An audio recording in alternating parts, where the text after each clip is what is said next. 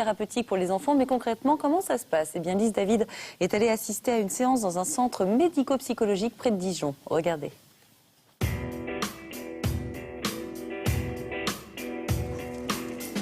Christine est psychomotricienne spécialiste en médiation animale.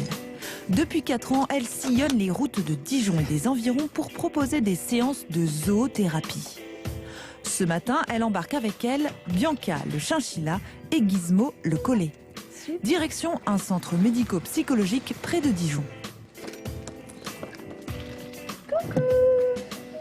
Bonjour. Comme tous les 15 jours depuis 2 ans, elle intervient ici auprès de 4 enfants en difficulté, âgés de 5 à 8 ans.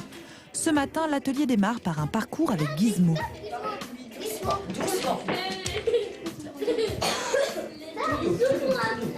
C'est super, Gaëtan.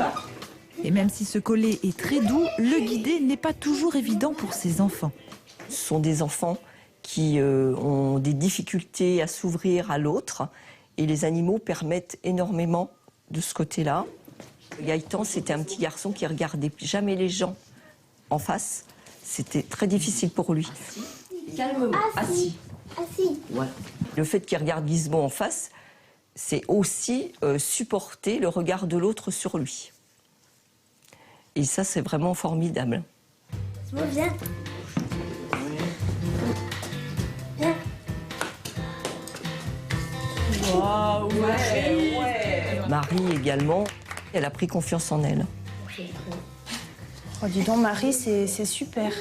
Guider Gizmo, c'est aussi guider l'autre et se laisser guider. Ça leur permet de pouvoir aussi asseoir une certaine petite autorité qu'ils n'oseraient pas dans la vie normale, parce qu'il y avait quand même aussi pour certains enfants beaucoup d'inhibition. Hein. Avec les animaux, c'est beaucoup plus facile, parce qu'ils ont un regard bienveillant. Une fois le parcours terminé, c'est l'heure des câlins, tant attendus pour certains. Deuxième temps de l'atelier, le bain des chinchillas. L'occasion de laisser Bianca et son bébé se promener librement sur la table et pour les enfants d'apprendre à maîtriser leurs émotions. Au départ, on met les mains sous la table et on se focalise sur le regard. La première envie, c'est de toucher. Et puis après, progressivement, on va mettre un doigt. Et puis après, on va pouvoir caresser. Puis après, on va l'avoir sur l'épaule, puis peut-être sur la tête pour ceux qui le veulent. Mais c'est de sentir en soi que ça peut venir bouillonner. Et puis, pouf, on peut le garder et puis ne pas forcément le laisser exploser. On peut gérer le flux, quoi. Voici aujourd'hui ce qui était super, génial. C'était la première fois qu'il avait le bébé chinchilla sur la tête. C'est génial, voici. Ça fait vraiment beaucoup de surprises. J'aurais pas pensé qu'il accepte. Pour moi, ça a été un moment clé.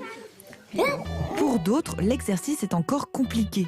Imprévisibles, les chinchillas leur font peur. Et c'est justement sur cette appréhension que Christine cherche à les faire travailler. On ne peut pas travailler la question de la peur chez un enfant en lui disant non, arrête d'avoir peur. Il faut qu'il puisse avoir peur et puis qu'à partir de cette peur-là, il puisse faire des allers-retours. On l'a vu avec Gaëtan ou Marie qui poussait des petits cris et qui se recule, qui se ravance. Il y a des enfants dans le lot qui ont des peurs qui sont assez massives et qui concernent pas que les animaux. Parce que l'intérêt de la médiation animale, c'est pas qu'ils aient plus peur du chinchilla, c'est que quand ils ont vaincu une peur, ils savent qu'ils sont capables de vaincre leur peur. Gagner en confiance, vaincre ses peurs, autant de victoires en effet pour ces enfants. De quoi sûrement puiser des forces pour grandir plus sereinement.